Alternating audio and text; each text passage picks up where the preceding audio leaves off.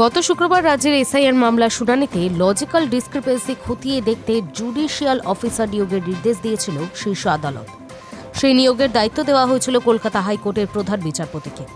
এই নির্দেশের পর গত শনিবার প্রধান বিচারপতির সঙ্গে বৈঠকে বসেন কমিশনের প্রতিনিধি, রাজ্যের মুখ্য নির্বাচন আধিকারিক, মুখ্য সচিব এবং অতিরিক্ত সলিসিটর জেনারেল।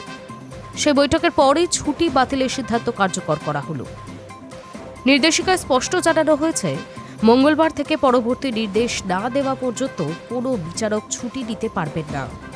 ডেপুটেশনে থাকা বিচারকরাও এই নির্দেশের আওতায় পড়বেন। এমনকি স্টেশন লিভ নেওয়ার ক্ষেত্রেও নিষেধাজ্ঞা জারি করা হয়েছে।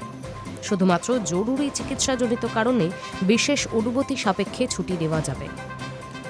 এছাড়া বর্তমানে যারা ছুটিতে রয়েছে তাদেরও নিজ নিজ আদালত ও দপ্তরে যোগ দেওয়ার নির্দেশ দেওয়া হয়েছে। চিকিৎসাজনিত কারণ ছাড়া অন্য সব ধরনের ছুটি, এমনকি আগে থেকে অনুমোদিত ছুটিও বাতিল করা হয়েছে। শুধু ছুটি নয়, প্রশিক্ষণ সংক্রান্ত ক্ষেত্রেও কড়া পদক্ষেপ নেওয়া হয়েছে। প্রবেশনারি অফিসারদের প্রশিক্ষণ ছাড়া বাকি সব প্রশিক্ষণ কর্মসূচি আপাতত স্থগিত রাখা হয়েছে।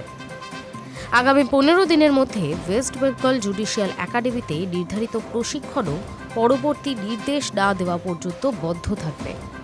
পাশাপাশি রাজ্যের বাইরে প্রশিক্ষণ বা সেমিনারে অংশগ্রহণের জন্য আগে দেওয়া অনুমতিও বাতিল করা হয়েছে।